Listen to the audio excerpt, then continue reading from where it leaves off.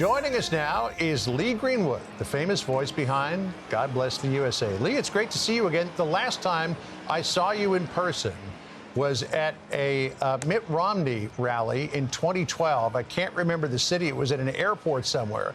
You came up with your lovely wife, and you were just so nice and so gracious to everybody there. And now you're going to be the headliner this afternoon at the Capital One Arena, and you're going to be introducing President Trump just before he puts his hand on the Bible for the oath of office. What's this weekend going to be like for you, having played such a huge role in his campaign up to now? Well, what a privilege. And here we are inside the Capitol Arena. We stepped out of the snow. It's nice and dry in here, and there's an electric excitement inside this arena. And as you said, when Donald Trump puts his hand on the Bible and swears the oath to take care of the country, and he's the 47th president of the United States, I'm hoping it'll be this Bible, which is released tomorrow as a tribute to Donald Trump, the 47th president. It's godblesstheusabible.com. There are only going to be 5,000 of these. And I know he's going to take the oath by putting his hand on several Bibles. He might do this one as well.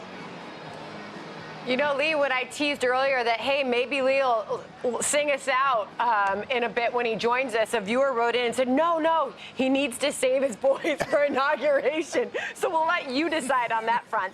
But meantime, Lee, if I could just ask you, I mean, this has just been an incredible journey that you have been on. And I mean, millions of people all over the world know who you are because of this song and because of your relationship to the president-elect. I mean, this is just an incredible story for you. It really is, and of course, I've been a country artist for 40 years with 11 #1 songs. I'm established in Nashville, Tennessee. I'm not originally from Tennessee. I'm from California. After traveling the country for 40 years, it's interesting that the association with the President of the United States expands the people's knowledge of who you are and what your career is. There's a line in my song that I'd gladly stand up next to you and defend her still today. I had no idea when I wrote that song and that line, I would actually be standing next to the President of the United States. Yeah. You know, we're actually showing video of that right now. This is October the 5th in Butler, Pennsylvania, when Donald Trump made his return to the place where he nearly lost his life. You know, at most rallies, it's a recorded version of God Bless the USA that's played. But that day, you were right there beside him in Butler, Pennsylvania, and it was such an amazing moment. So there's a big program coming up that we're going to be carrying live there from the Capital One Center. It's you, Jason Aldean, Carrie Underwood, the Village People coming back, Kid Rock, Christopher Macchio, Billy Ray Cyrus, Gavin DeGraw, and Parker McCollum. This is going to be quite an event for the folks who have gathered there today, folks who were hoping to be on the Mall tomorrow to watch the inauguration in the west front of the Capitol building on the platform there, but won't have an opportunity for it to do. So you got to bring it today for those folks, Lee. No and pressure. I'm sure you will. Yeah, that's not a problem. My wife is here with me, and one of our sons, Parker Greenwood, who is enrolled in the University of Miami, getting his master's in music. He's getting an eyeful here today. I'm about to do my sand check of God Bless the USA, and you know what?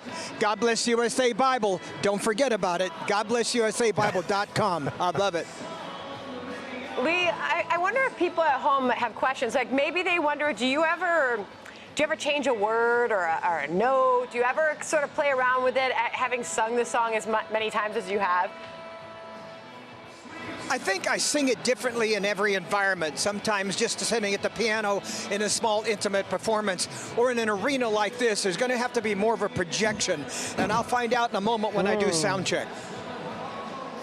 You know, I don't know if a lot of people know this, and I was surprised to actually find it out, too, because I had missed this. I grew up in Canada, moved to the United States in 1989. You did a version of God Bless the USA that was God Bless Canada. and your song being such a huge part of President Trump's comeback, I'm wondering why Justin Trudeau didn't embrace your version of the Canada song, because he's in so much trouble now. Well, it's for me is an adornment of the military. The Canadian Air Force, known as the what do they call it? The snowbirds. They actually have attributed an awful lot to our service in the world, and they stood right next to us. And I know a lot of the military from Canada, so that's why I wrote that version of it. And they have something called the Highway of Heroes. And when they have a Canadian soldier brought home from the war, they run him. They take him down the highway to his last resting place, and the people are on the overpasses just like in the United States, but they play God Bless Canada, so it makes me proud. Right. Well, Lee, God bless you and God bless the USA. Thanks so much for joining us. Thanks very much. God bless you and God bless the USA. Appreciate it, Lee. We'll be hearing from you later on this afternoon. Save that voice. All right. It has been an honor to lead the show here from D.C. with you today, John. It's been great and such an amazing backdrop. We get the Capitol building and the West Front right behind us. And tomorrow's ceremony inside that Capitol Dome is going to be something historic. Thanks for joining us, Martha, after the break. Hey, Sean Hannity here. Hey, click here to subscribe to Fox News YouTube page and catch our hottest interviews and most compelling analysis. You will not get it anywhere else.